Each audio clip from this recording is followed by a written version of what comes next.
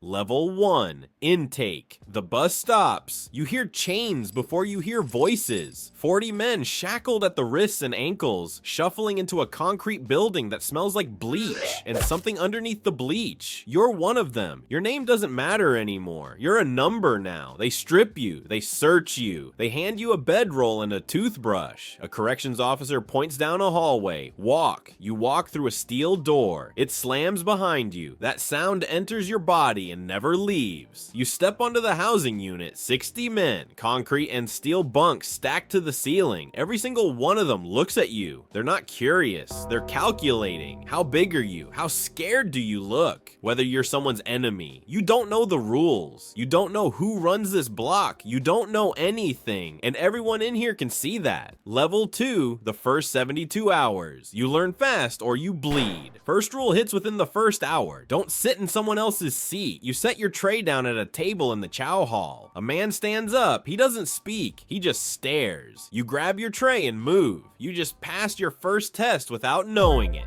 Second rule comes by nightfall. Don't accept gifts. A guy on your tier offers you coffee and a pack of noodles. He's not being kind. Everything in here is a transaction. That free coffee is a debt. And debts in here aren't measured in money. You keep your head down. You don't stare. You don't ask questions. You move like a ghost. Because right now, invisible is the only thing keeping you breathing. Level 3, the social map. By the end of your first week, you see the structure. The yard is divided, not by painted lines, by invisible ones. Racial groups control different sections. You sit with your people. You eat with your people. You work out with your people. Cross those lines without permission, and you've started a war without knowing it. Inside each group, there's a hierarchy. Shot callers at the top. They've been down for years. They run the politics. Below them, soldiers. Below them, everyone else. That's you, bottom of the chain. You learn your crime matters. Robbers and killers carry weight. Certain other charges carry a death sentence on the yard. If your paperwork is dirty, you'll be confronted. And if you lied about what you're in for, someone will find out. Someone always does. Level 4, the test. It comes without warning. Someone bumps you in the chow line. Someone takes your spot at the phones. Someone walks up and says, "Let me get those shoes." This is the moment that defines everything. If you hand them over, you're finished. Word spreads in minutes. He's soft. Every predator on the block lines up for their turn. If you fight back, you'll probably lose. Doesn't matter. What matters is that you stood up. A man with a black eye earns more respect in here than a man with clean shoes. So you swing, you get hit, you hit back. Guards rush in, you both go to the hole. Solitary. 23 hours a day in a cell the size of a parking space. When you come out 2 weeks later, something is different. People nod at you. Not friendship. Acknowledgement. You exist now. You've been baptized. Level 5, the routine. You build a schedule because the schedule is the only wall between you and madness. Wake up at 5:30, work out at 6, burpees, push-ups, dips off the bunk frame. Your body is the only thing in here you control, so you punish it into shape. Eat at 7 o'clock, work assignment, mop floors, come back, repeat. You learn the economy. Stamps are currency. Ramen is currency. Mackerel pouches are currency. A haircut costs 2 soups. A cell phone is worth 100. You start trading commissary, buying low at the store, selling high on the block. You're not getting rich. You're building a margin between yourself and dependence.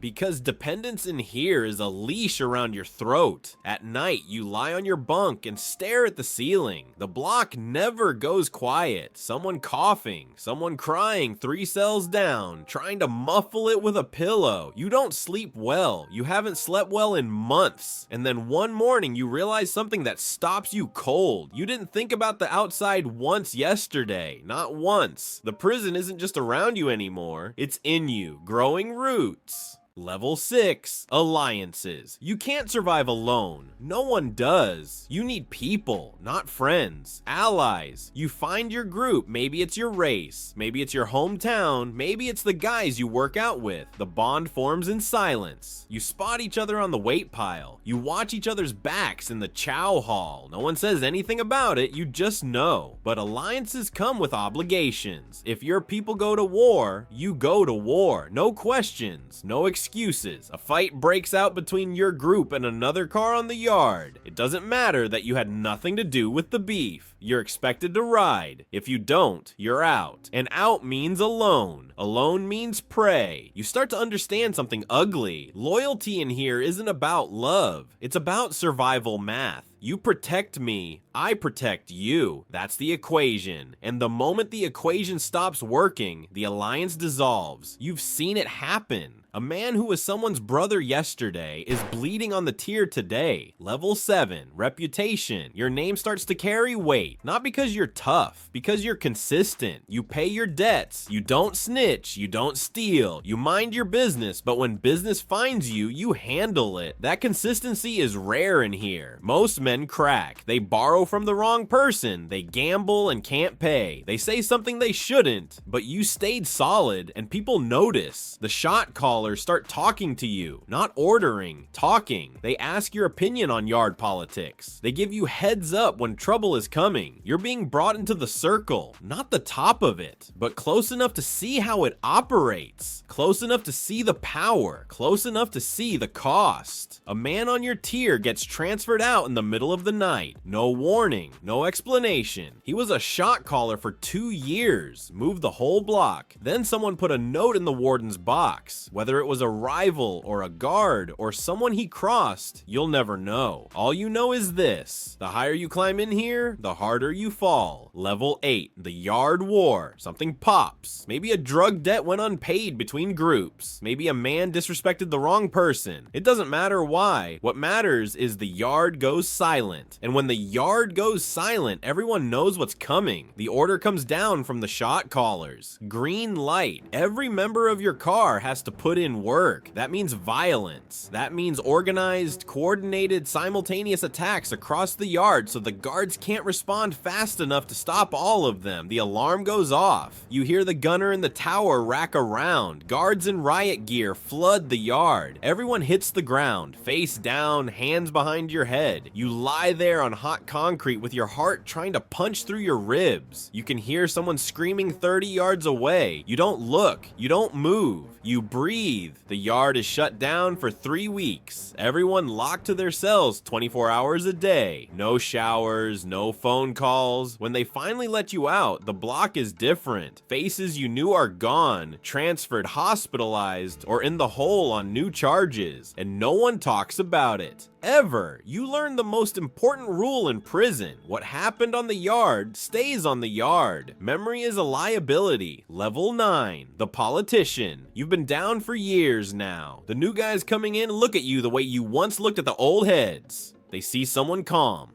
Someone who knows. Someone who controls a piece of the block without ever raising his voice. That's you now. You settle disputes. You keep your people in line. You negotiate with other groups to avoid violence because violence brings lockdowns and lockdowns cost everyone money. You've learned the real power in prison isn't muscle, it's information. You know which guard is dirty. You know which inmates are cooperating with the administration. You know when a shakedown is coming because you can read the patterns. 2 commissary orders canceled and an unexpected count. Something's about to happen. You manage your section like a quiet business. You make sure your people are fed, protected, and earning. You make sure beefs get squashed before they go hot. The administration knows exactly who you are. They don't like you, but they need you, because when you keep your section calm, the whole unit runs smoother, and they know if you're gone, someone worse will take your place. Level 10, the Hollow Man. You get a date. Your counselor calls you in and tells you you're going home. You should feel something. Joy, relief, excitement. You feel nothing. You nod. You walk back to your cell. You sit on your bunk. You stare at the wall. The truth is, you don't know who you're going home to. You haven't had a real conversation with your family in years. Your mother's voice sounds like a stranger's on the phone. Your kids grew up without you. Your girl moved on. She told you in a letter 3 years ago. You read it, folded it, and put it under your mattress. You didn't cry. You don't cry anymore. You can't. You look in the steel mirror above your sink. The face looking back isn't the one that walked in here. That man was scared. That man flinched at loud noises. That man called his mother every night and begged her to say it would be okay. That man is dead. You killed him to survive. Level 11, the gate. They hand you a bus ticket and $50. You walk through the gate. The sun is brighter than you remember. The sky is too big. There's no fence around it, and that feels wrong. You stand on a sidewalk and the world moves around you in every direction. People walk past you. No one is watching. No one is calculating. No one cares. You get on the bus. A woman sits next to you. She smiles. You flinch. You don't know why. The bus pulls away and the prison gets smaller in the window until it disappears.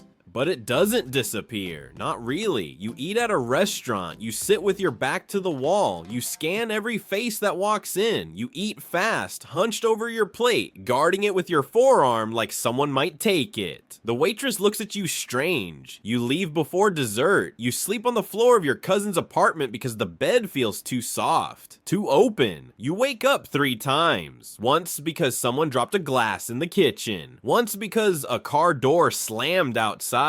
Once because the silence was too quiet. Level 12, the ghost. Months pass. You get a job. You take the bus. You eat lunch alone. People talk to you and you respond with just enough words to end the conversation. You're polite. You're calm. You're empty. You do everything right. You check in with your parole officer. You pass your drug tests. You show up on time. You are the model citizen. But here's what no one sees. You're still inside. The walls came down, but the wiring didn't change. You think in threats and alliances. You scan rooms for exits. You don't trust kindness because kindness was always a setup. You don't raise your voice because raised voices meant alarms. You are free. Legally, physically, completely free. And you have never felt more like a prisoner. You survived every level. You learned every rule. You adapted to every threat. You made it out alive. But the man who walked into that intake building, he never walked out. You did.